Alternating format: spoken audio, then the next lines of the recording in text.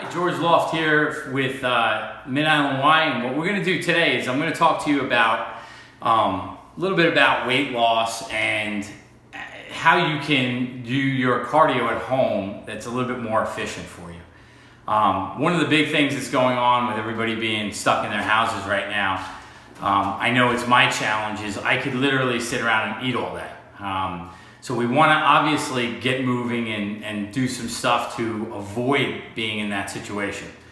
But one of the big mistakes people make is when they get on to a treadmill or they get onto a bike, they do what I consider steady state training. So in other words, they get on and they put it to a 4.0 or a 3.5 and they walk at a steady state and they never move off of that. And what happens is eventually your body gets used to that, and it creates its own level of homeostasis. So it creates its own level of being in its perfect optimal situation where it can expend the least amount of energy and still move you through the workout. So part of the issue with that is, okay, you turn 20 minutes and it may be challenging the first couple of times you do it at a 3.5 or a 4.0. But then after a while, what ends up happening is your body kind of gets used to it, and now it uses less and less effort to stay at that level. So we have to constantly be throwing different things at our body, and that's why some of the chaotic training over the years that's been so popular, things like P90X and different types of classes like that become very, very popular because it's chaos training. It's throwing something different at your body every single day. One of my mentors always used to say, do simple things savagely well. So I kind of try to be somewhere in the middle of that because I want you to get good at some exercises and I want you to get comfortable being able to do some stuff where you can see progress. One of the things that we're going to talk about though today is if you do have a treadmill at home. Now listen, if you don't have a treadmill, very easily can do this walking outside.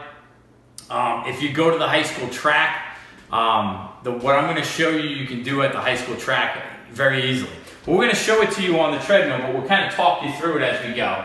So the first thing I'm doing is I'm going to get on the treadmill, I'm going to start this thing up, and I'm going to find a pace that I can walk at that's pretty quick, but it's going to keep my heart rate, at a lower state, okay? So right now I am at a 3.0, all right? And I'm able to kind of walk at this pace, no problem. I can walk, I can have a conversation if somebody's next to me. This is a good pace for me. Again, if I'm just starting out, this is all I can do. This is great. What I'm going to show you is what interval training is all about, okay? And how we would use interval training on a treadmill, or if I'm at the high school track, all right? Perfect example. I might want to do the first minute. Right now I'm at 35 seconds. So the first minute of this exercise, I'm going to do it at this steady state. Kind of getting myself loosened up a little bit, get myself going. Then I'm going to go to the point where I'm just kind of starting to run. Sebastian Maniscalco, the comedian, talks about it as a valet jog. He does a valet jog on the treadmill. So here we are coming up on a minute. So we're going to bust into that valet jog, all right? So I'm going to boost it up and get to the point where I kind of got to move a little bit, but I can pretty much do it at a good pace. So right now I'm at a 5.5. I'm in a little bit of a jog. I'm at 15 seconds already. So what I'm going to do is I'm going to do now a minute of us at this higher pace. If I was at a track and I was doing this, what I very easily could do is be in a situation where I'm jogging the straightaways, and every time I come to a corner, I run. Maybe you start off with only running the back corner.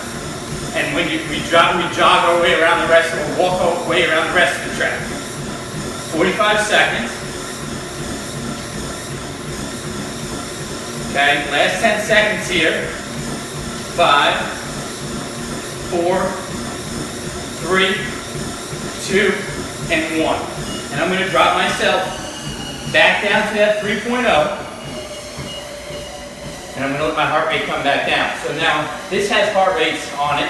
A lot of people nowadays wear Fitbits, so they might pick up their heart rate right away. What we want to try to do here is I want to see my heart rate. All right, I'm at 118. So I want to see my heart rate spike, come back down, spike, come back down. 30 seconds into my walk. okay? This is a 20-minute pace for a mile that I'm at right now, this walking pace. I'm at 17/10 of a mile so far. 15 seconds left before I boost it back up. All right, and what you'll find is every day you'll be able to boost it up a little bit higher, a little bit higher. Okay, we're at 3 minutes now. I'm going to bring myself back up, get back up to that 5.5. Nice, easy job. Okay, now at this pace, I'm at a 10-minute, 54-second mile. So I know if I can keep it at this pace, going back and forth, I'm going to be somewhere in the middle of those two numbers I gave you. So as I'm walking, okay, I'm 30 seconds in already. I'm a little over a quarter of a mile. Starting to get that heart rate up. Can check it if I want while I'm going.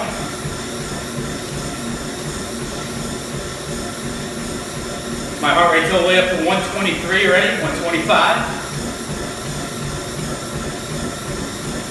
And here I am coming up to 4 minutes. I'm going to drop myself back down to 3-0. Back into that walk.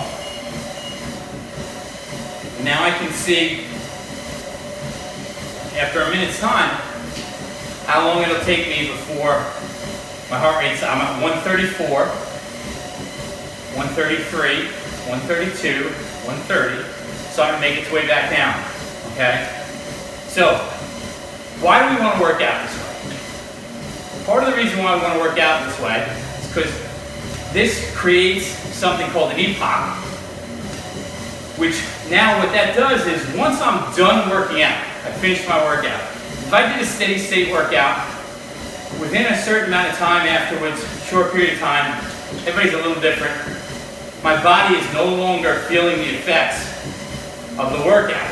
I may be tired, all right, but I'm not getting that burning of calories that I want to continue to happen. All right, so now I'm back up at 5 minutes and I drop down all the way down to 100. And I'm going to jump myself back up to 5.5. I was at 100 beats per minute, so I went down 30 beats per minute in that one minute drop. So anyway, so the epoch, what that does is it creates a burn that continues when you use this interval training hours after your workout. Your body is still acting like a furnace, it's still burning energy for a longer period of time. I'm at 40 seconds. And I'm at 3/4 of or almost half a mile. I'm at 0.4 right now. And I am coming up on 6 minutes. Okay?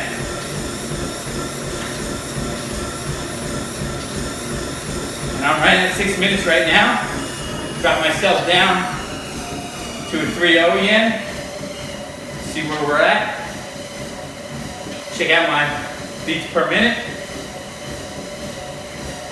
130. I'm going back down. Okay. So what is a target heart rate? Let's talk about that.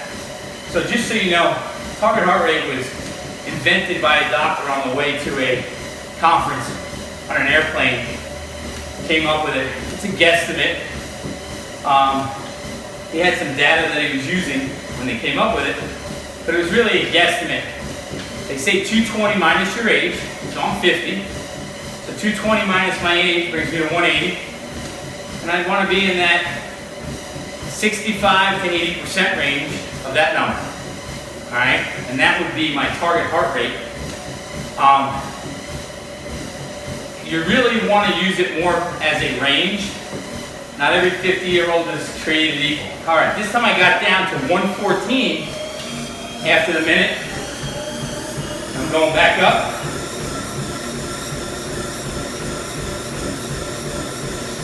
Okay, and you'll notice as you start to do this, your heart rate, the longer you're on here, the slower it'll be coming down. But the better shape you get in will be how fast you recover. Okay?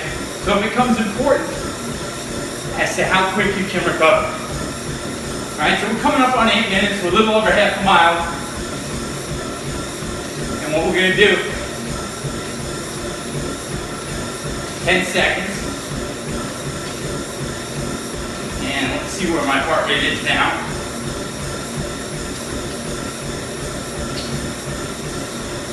133, 135. On that 8 minutes, bring myself down to that 3.0 walk. All right?